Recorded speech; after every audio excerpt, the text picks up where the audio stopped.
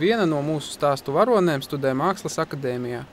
Viņas vīrs Jānis raksta, ka Vineta apgūst tekstilmākslu, protot sietspiedes tehniku, zīda apgleznošanu un aušanu.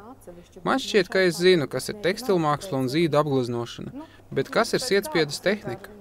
Vineta apsola man to parādīt. Izrādās, sietspiedes tehnika ir auduma apdrukāšanas veids. Apdrukāt var visu, pat segu. Lai apdrukātu segu, galdautu vai lampu, vispirms, protams, ir vajadzīgs zīmējums. Tad uz koka rāmja uzvalk speciālu sietu un uzklāj speciālu gaismas jūtīgu krāsu un liek zīmējumu uz gaismas galda. Zīmējumam virsū sietu. Jābūt ir stingri piespiestam tam zīmējumam pie sieta. Tālāk slēdz iekšā gaismu un ir tas noteiktais laiks kaut kāds, kas ir izgaismošanās process. Līdzīgi kā fotogrāfija, ne? Jā, varētu teikt līdzīgi, jā. Kad siets ir izgaismots, liekā krāsa jānomazgā. Uz sieta ir redzams zīmējums. Tas, kas uz papīra bija melnā krāsā, uz sieta ir balts. Tie ir laukumi, caur kuriem krāsa nokļūs uz audumu. Tūdaļ mēs drukāsim zīmējumu, kas ir daļa no Vinetas maģistra darba. Viņa veido apdrukātus lampu abažūrus. Aiziet maiņa. Tad es pirmo nodrukāšanu, tad varēs pamēģināt. Tātad krāsa.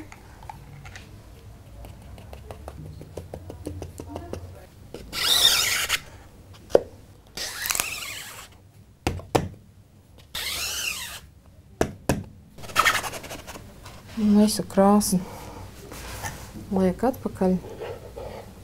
Un tad vienu malu pietur un ņem no sāņa nost. Normāli. Tālūk. Baigi labi. Un tagad tu pamēģināsi? Jā. Jā, tad mēs varbūt varētu iet no otras puses, jo šeit ir slapš. Tā. Jā, tad... Uzliekam sietu. Jā.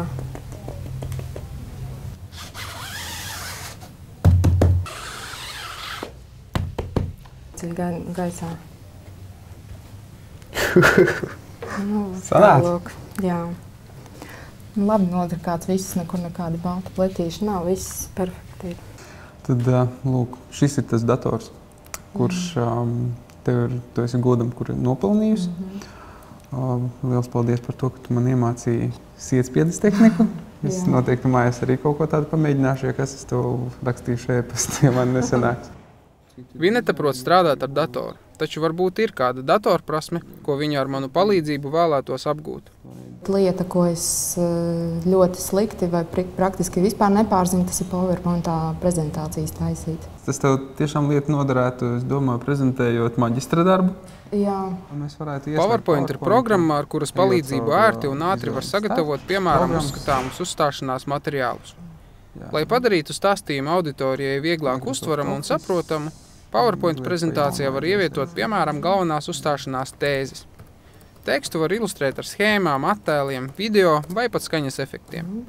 Pieslēdzot datoru projektoram, prezentāciju var demonstrēt lielai auditorijai. Šajā programmā var izveidot arī ērta lietojama ģimenes fotoalbumu. PowerPoint ir izveidots tā, lai to ātri varētu apgūt jebkurš datorlietotājs. Slaida vidū mēs redzam ikoniņas, kuras ļauj pietiekami ātri un ērti ievietot vai tabulu, diagrammu, bildi, kādu video pēc izvēles, kas ir nepieciešams. Par cik mums tavējo dokumentu uz šī datora vēl nav nekāda, mēs varētu pievienot kādu bildi. Tad nospiežam ievietot attēlu no faila un izvēlamies no standarta attēliem, kas ir datorā jau pieejami. Lai izveidot animāciju, tad pārējām uz sadaļu animācijas. PowerPointā noformēta maģistra darba prezentācija noteikti palīdzēs Vinetai tikt pie labākas atzīmes.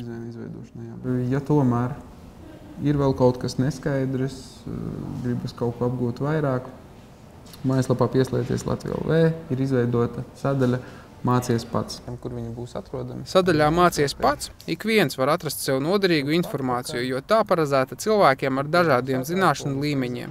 Bet es atvados no Vinetas un dodos apciemot citus, pieslēdzies Latvijas stāstu varoņus.